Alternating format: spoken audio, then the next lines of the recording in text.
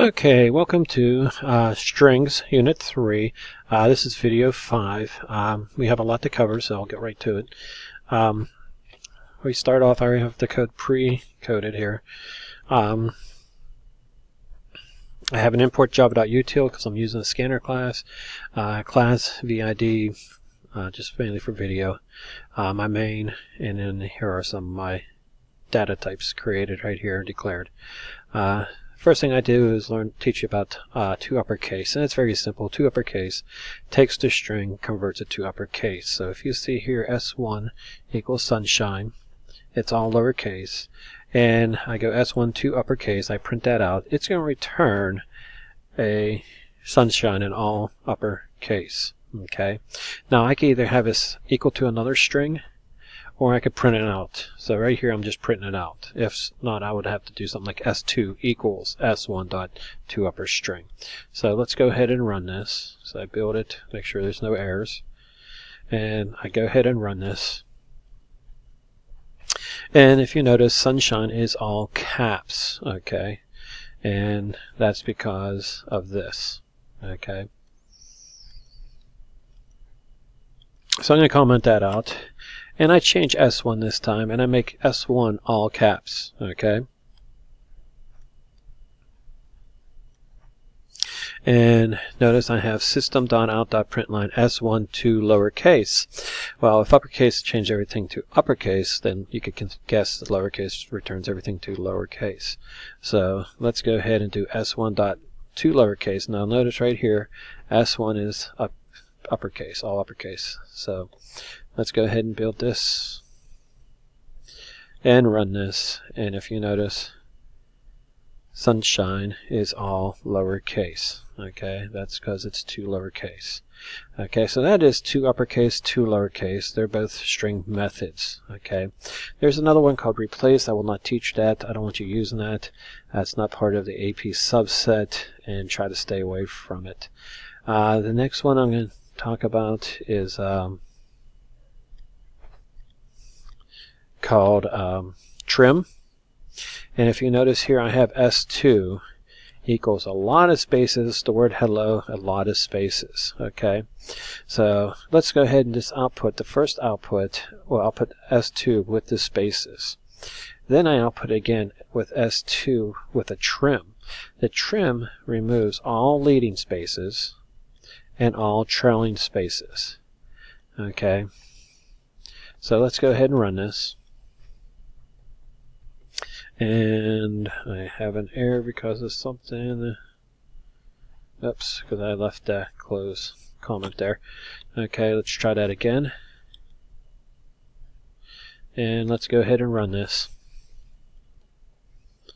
And notice hello up here, the first one, has all the trailing spaces. That is the very first one I printed. Okay, that was this one here, S2.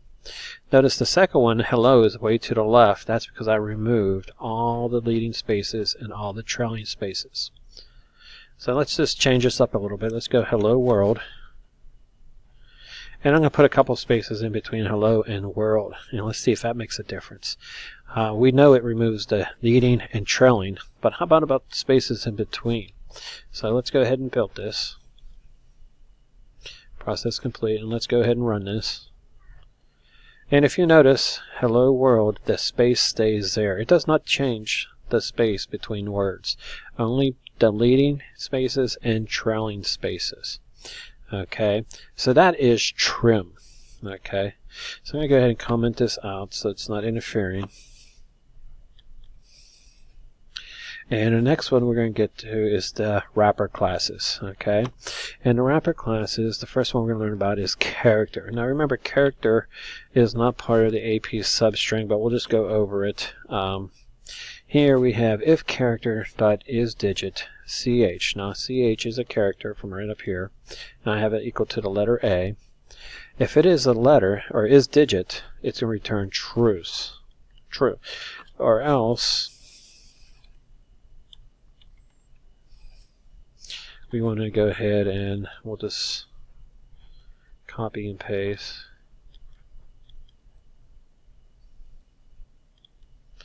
And we'll say false.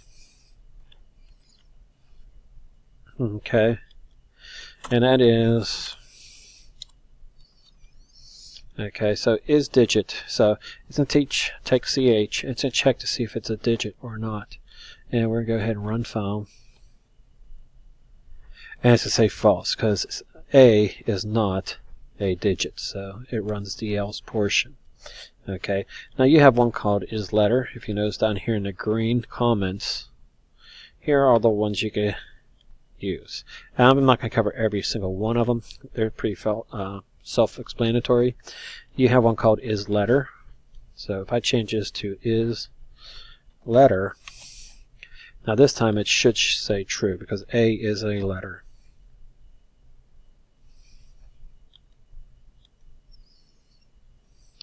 And notice it says true, okay, because A is the letter. You have is letter or digit, okay.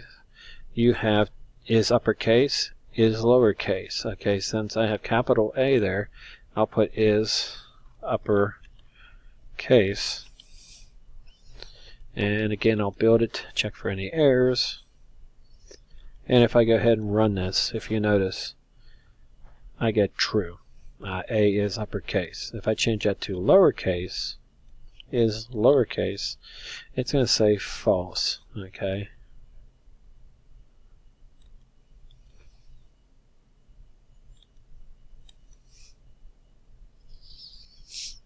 It's false, okay? Because this is false, that means that output's false. So these are, and you have is white space, is lowercase, is uppercase, is letter or digit, is letter, is digit. Okay, those are all your methods for your character class. Now remember, these are called static methods because I could call the class itself character dot the method. I don't have to create an object of character to use those methods. Okay, I just directly call the methods from the class. Okay, remember with string we actually had to create an object. Okay, with scanner we created an object called console to use its methods. But with character, that's the wrapper class. It wraps around the char primitive data type and it allows us to use its methods that are static. Okay. Okay, next we're going to learn about parsing. And there's three ways to parse a number. And basically, I want to take this number and convert it to a string. Okay, so s equals string plus num. Okay, or s equals integer dot toString I. Okay, now this will tell it convert it to a string. First, we need a value for num, and let's say int num equals 1, 2, 3. And all that does is by adding it to a string, it converts this to a string. So it would look something like, yes, double quote 1, 2, 3. It's not actually the value 1, 2, 3, it's the word 1, 2, 3, because it is string. Okay. Remember, integer has a wrapper class, a double has a wrapper class. Okay, so we're using the wrapper classes for integer and double. If another way of doing it is if you put num in here instead of I, okay, and you could go integer dot toString, and it takes this number and converts it to a string. So either way, this one up here, the top one, or this one, you can convert it to a string. You could do the same thing with the double. Let's say I'm talking about 1, 2, 3.5, and make sure this is a double, not an integer. Okay, well, this toString will convert it to an integer, or I'm sorry, to a string. Okay, so toString converts num to a string. And again, a string has a static method as well. It's called value of, and if I put 1, 2, 3, it will convert it to a string as well. So those are different ways you can convert numbers into strings. Okay. And again, all you have to do is either add it to a string, an empty string, use one of the methods from the wrapper class itself. Okay. Next, I want to get into how do I take a number, a string, and turn it back into a number. Okay, and if you see here, I have S1 equals -123, and here I have S2 equals 123.45. Well, we use what we call the integer wrapper class, and inside the wrapper class there's a method called parseInt, and it takes a string apart and converts it to an integer. Okay, and n becomes -123. Okay, because this is S1, it takes S1 and converts it to -123. It drops the double quotes, so now it's a number. Okay, same way with double. We took 123.45 S2 and we convert that to 123.45 without the double strings. Okay, so that's how you could take a number and a string and convert it to a number. Okay, either using the integer or double wrapper classes. Okay. Next, when you're doing it, you most likely might be generate an error if you do that. So let's go down here, and to prevent errors in your program from crashing, we do what we call a try-catch. Okay, notice I put inside of a do-while loop. Remember, do-while loop is not part of the AP subset, but a while loop and for loop is. But in this do-while loop, I put a try-catch. Here I have n equals 0, s is an empty string, s2 is an empty string. I go ahead and I prompt them, go ahead and enter a number. I read that number and put it into s. I'm going to say try, parse in s, and convert it to n. Remember, it's going to take s as a string. Remember, next brings in a string. Converts it to a number. If it could do that, then it's going to go ahead and keep running this until I input -999. If it doesn't do that, let's say I put T123, it's going to throw a number format exception error. Okay, and this is going to catch that error, and it's going to run this invalid input re-entered. Okay, so let's go ahead and build this. I hope I didn't delete too much, and let's go ahead and run this. Okay, so enter a number. Now remember, this is coming in as the value, the word 123, because it's next. It's grabbing the next word, which 123 is a word, and we're putting it into string s. And this s is now converted from parseInt to integer, and since 123 is an integer, it would go ahead and convert that. Okay. And notice it worked. Okay, now next time I'm going to generate, it goes through this loop, it's asking me for another number, so we're right back here again. So this time I'm going to type in a number that's not a number. I'm going to go T123, okay, because T is not a number. It should throw a number format exception.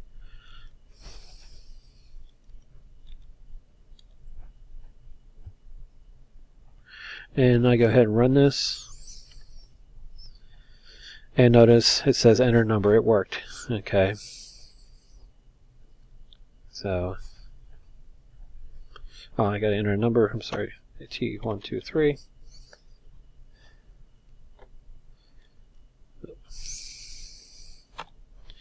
And notice invalid input re-enter. Okay, so it did work. I caught the error and it put this. And it told me enter a number. And I hit -999 to quit. Okay. Process is complete, so the program is finished. Okay, now that basically wraps up strings. Okay, we talked about try and catch. That's one way you could try to take a string and make sure it's a number that they input, and if it is, go ahead and run it. If not, catch that error, which is a number format exception, and prompt them to input a correct value. Okay, so no longer can they should be able to input incorrect values from a keyboard. We talked about two uppercase, two lowercase trim method, and then we talked about the character class. We talked about all of its methods. Have a nice day. Hope you enjoyed this video. Continue programming.